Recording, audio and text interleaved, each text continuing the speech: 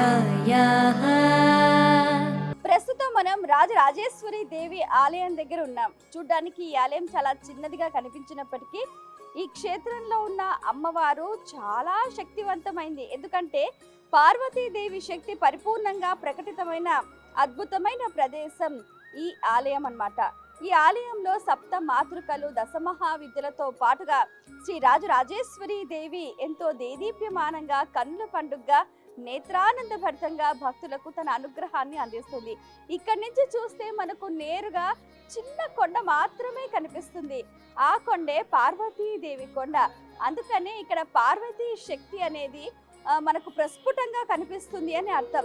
మనం గమనిస్తే కూడా ఈ తిరువన్నామలై మొత్తం కొండ కూడా రెండు భాగాలుగా విభజించబడింది అన్నమాట.